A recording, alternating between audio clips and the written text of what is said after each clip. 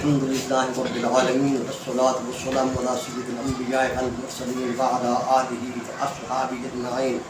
أما بعد فأعوذ بالله من الشيطان الرجيم. إن عدة الشهور عند الله 12 شهرا في كتاب الله يوم خلق السماوات والأرض منها 4 حرم ذلك الدين القيم فلا تظلموا فيهن أنفسكم.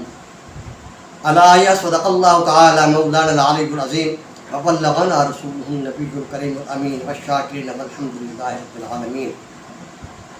سامعین کرام، اللہ تعالیٰ کے ہاں مہینوں کی تعداد 12 ہے اور ان میں سے 4 مہینے بہت بڑی حرمت والے ہیں، جیسا کہ اللہ کریم قرآن مجید میں ارشاد فرماتا ہے ان عدۃ الشہور عند اللہ 12 شہر، یعنی بے شک مہینوں کی گنتی اللہ تعالیٰ کے نزدیک 12 ہیں.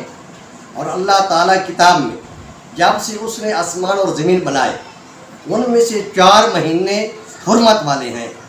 ذالک الدین القیم، یہ سیدھا دین ہے. فلا تظلموا فیہن انفسکم، تو ان مہینوں میں اپنی جان پر ظلم نہ کرو.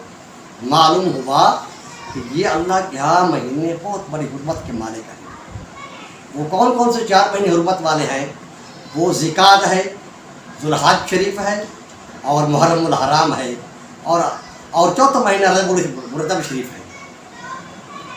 ان کی حرمت عظمت جو ہے وہ اللہ کے ہاں نزدیک بہت بڑی حرمت عزت ہے. ان مہینوں میں عبادت کرنے کا ثواب بہت زیادہ ملتا ہے.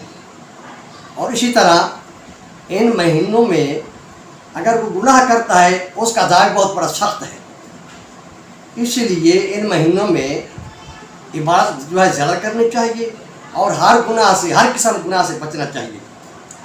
بلکہ زمانہ جاہلیت میں بھی لوگ ان مہینوں کی بہت بڑی حرمت، عزت، احترام کرتے تھے. لوگ، عرب کے لوگ تھے، ان مہینوں میں جنگ و قتل و غارت، یعنی کہ ہر گناہ سے یہ اجتناب کرتے تھے ان مہینوں کی حرمت اور عزت کی وجہ سے. اور ہمیں چاہیے ان مہینوں میں اللہ کی زیادہ سے زیادہ عبادت کرنی چاہیے. جیسے کہ اب آگے محرم الحرام شریف آ رہا ہے، یعنی اس محرم الحرام شریف کے پہلے جو 10 دن ہیں ان میں اللہ تعالیٰ کی بڑا زیارت کرنی چاہیے، توبہ استغفار کرنا چاہیے. جیسے کہ حدیث پاک میں ہے،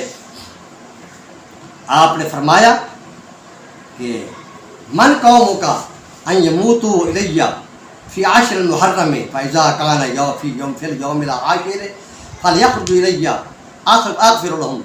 آپ صلی اللہ علیہ وسلم فرماتے ہیں کہ اللہ تعالیٰ فرماتا ہے کہ یعنی کہ اپنی قوم کو حکم دو، محبوب اپنی قوم کو کہہ دو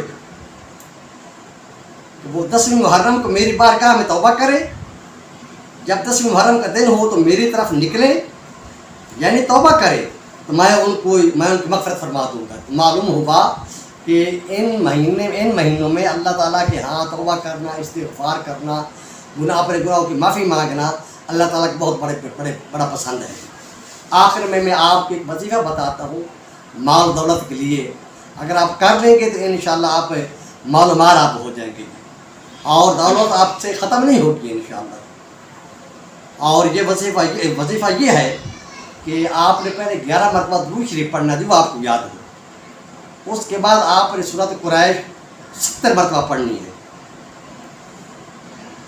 سورۃ قریش، ایلاف قریش ایلافہم رحلۃ الشتاء والصیف فلیعبدوا رب ھذا البیت الذی اطعمهم من جوع وآمنهم من خوف. یہ سورۃ قریش ہے 30ویں پارے میں. اور آخر میں پھر 11 مرتبہ درود شریف پڑھنا ہے. اور یہ آپ وظیفہ بعد نماز فجر سورج نکلنے سے پہلے آپ نے کرنا ہے.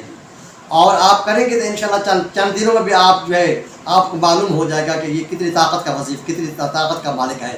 اور اس انشاءاللہ تعالیٰ آپ کے گھر کے اندر جو ہے مال دولت ہو جائے گا. اور میری طرف سے ہمیں اجازت ہے، جو مسلمان بھائی اس کو کرنا چاہتا ہے اس وظیفے کو وہ کر سکتا ہے. مال